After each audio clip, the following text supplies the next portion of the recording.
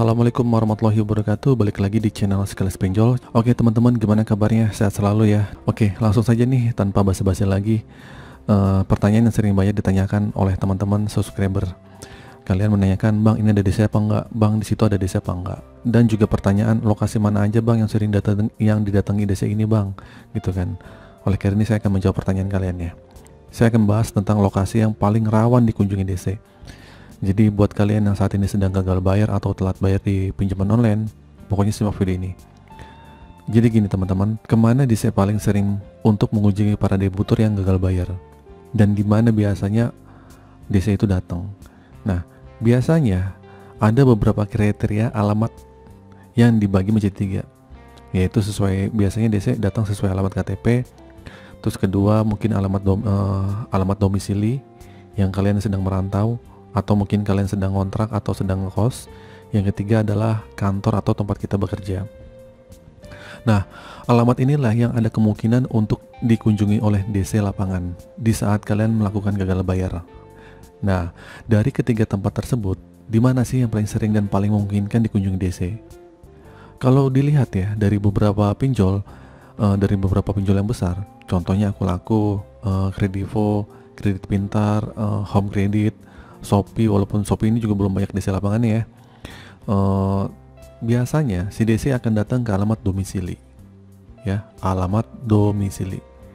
Tapi tidak sedikit juga DC juga mulai mengunjungi ke tempat alamat kerja atau ke alamat kantor. Jika kita mencantumkan alamat tempat kerja kalian atau alamat kerja kalian itu terdekat dengan lokasi DC yang sedang bertugas di situ. Nah, terkadang DC juga bisa tahu alamat kalian saat ini meskipun kalian itu tidak berada di sesuai alamat KTP.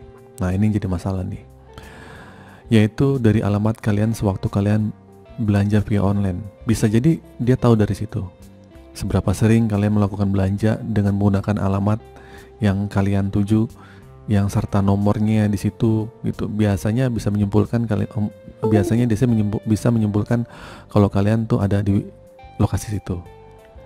Nah, saat ini DC itu tidak langsung mendatangi kalian ke alamat sesuai KTP. Biasanya begitu nih, karena dia juga penuh perhitungan ya sebelum mendatangi nasabah yang galbay. Nah, mereka akan mencari alamat yang akurat dulu nih, di mana posisi kalian berada saat ini. Jadi nggak langsung kalian masukin alamat KTP terus dia datang. Nggak begitu ya teman-teman. Jadi jika sudah mendapatkan alamat yang akurat, baru mereka akan turun ke alamat kalian yang sebenarnya. DC itu sebenarnya tidak boleh mendatangi nasabah untuk menagih di luar alamat selain alamat yang ada di KTP atau alamat domisili yang telah kalian cantumkan saat pengajuan. Namun, kalian tahu ya, pada kenyataannya si DC pinjol ini menghalalkan segala cara untuk menagih kalian. Mereka akan mencari alamat yang terdekat di lokasi DC berada. Pokoknya akal mereka banyak deh untuk mengetahui kalian ini saat ini tuh ada di mana gitu. Makanya jangan anggap sepele dengan akses izin aplikasi yang mengaktifkan lokasi. Kalian boleh cek tuh di HP kalian. Dari situ mereka juga bisa tahu kalian sering berada di mana di lokasinya gitu. Contohnya kalian itu alamat KTP-nya itu ada di Jakarta ya, tapi kalian sering membuka aplikasinya tuh di daerah Bekasi. Nah, karena di Bekasi, karena sering buka di aplikasinya di Bekasi, akhirnya si DC ini mempunyai acuan bahwa si aplikasi ini lokasinya tuh ada di Bekasi dan sering melakukan transaksi atau membuka aplikasi di daerah situ. Akhirnya ini menjadi suatu acuan dan menjadi patokan untuk DC. Wah, ternyata dia ada di Bekasi nih, karena kita menyerahkan data lokasi kita kan saat kita berada di Bekasi itu. Ya, jadi izin akses lokasi itu penting ya. Makanya kalian juga perlu hati-hati. Dan kemungkinan besar juga bahwa kalian ini akan didatangi meskipun kalian beralamat di Jakarta. Jadi posisi DC pun bisa tahu gitu dari lokasi-lokasi yang dari HP kalian itu. Nah, bisa saja si DC itu menghubungi kalian dengan pura-pura menawarkan promo atau menawarkan sesuatu agar kalian menyebut alamat ya. Tapi ini jarang terjadi ya, tapi ada. Saya juga pernah ngerasain saat saya gagal bayar di Akulaku. Tiba-tiba sudah berapa bulan ada yang menawarkan ada WA ya gitu kan, kakak punya limit segini segini segini gitu, tolong buka aplikasinya, silahkan, nanti langsung cair. Lah, logikanya kan saya punya hutang ya di aku laku ya, kenapa dia menawarkan limit yang besar, dia menawarkan promo-promo, ngapain gitu. Nah, saat kalian install lagi tuh aplikasi itu, kalian download lagi dan kalian mengizinkan izin aplikasi akses lokasi itu, lah kalian bisa tahu tuh, bisa ketahuan oleh DC. Nah, pokoknya itu mungkin jarang terjadi, tapi saya pernah terjadi seperti itu. Pokoknya hati-hatilah. Jadi kalau kalian gagal bayar, pinjol apapun, siapapun yang menghubungi kalian minta alamat, ya kalian nggak usah tanggapin lah kalau kalian belum ada uang. Jadi emang ya akhir-akhir ini banyak DC yang ke tempat kerja kalian atau ke kantor atau alamat domisili yang tidak pernah kita cantumkan. Pokoknya si DC itu punya akalnya banyak lah gitu. Hal yang paling ditakuti nasabah yang gagal bayar adalah pasti ditangani DC ke rumah ya, karena DC berhasil membuat mental down dengan ancaman melalui pesan WA, email, telepon atau sebagainya.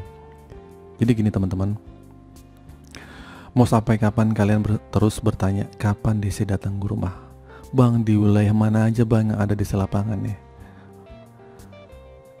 Jadi kalian takut ya sama DC yang datang ke rumah.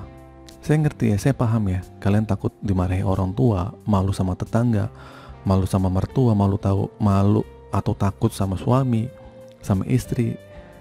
Nah, ketakutan itu datang dari pola pikir kalian yang udah nggak beres, udah rusak gitu. Karena namanya pinjol itu saat kalian gagal bayar pasti punya resiko. Nah, kalian hadapi aja resiko itu, hadapin. Kalau kalian nggak mau hadapin, itu jadi akan nambah masalah baru. Nah, akibat keseringan menerima ancaman dari DC ya, mungkin kalian tahu ya, akhirnya kalian mau cari info kemanapun itu, wah bang di mana bang gitu, akhirnya kalian tanya-tanya dulu. Jadi gini, kalian mau cari tahu kemanapun tidak akan membuat hutang kalian lunas, ya enggak? Jawabannya, dan itu tidak akan bisa menghalangi DC yang datang ke rumah. Nasib-nasiban aja deh kalau DC ke rumah. Kalau nggak ke rumah ya alhamdulillah, kalau nggak ya berarti kamu sedang dilindungi. Kalau datang ya udah hadapin aja. Jadi mau sampai kapan kalian dikejar-kejar oleh rasa takut yang berkepanjangan hanya karena kalian belum bisa melunasi hutang kalian kan? Jadi sekarang ya sudah waktunya kalian bangkit nih ya, untuk membenahi diri kalian. Nih tahun baru nih, tahun 2023. Ayo kita buka lembaran baru. Yang 2022 udahlah lewat, sekarang 2023 nih awal nih. Gagal bayar, beraniin aja. Pokoknya jangan peduli sama ancaman-ancaman DC. Ada DC yang datang, kalian sambut. Tanyakan identitas lengkapnya. Ada uang, kalian bayar via aplikasi. Tidak ada uang, kalian abaikan dulu lah. Sampai kalian punya uang untuk melunasi. Lebih baik malu sekali ya didatangi DC daripada kalian dihantui rasa takut yang berkepanjangan. Dan jangan pernah gali lubang tutup lubang untuk bayar hutang.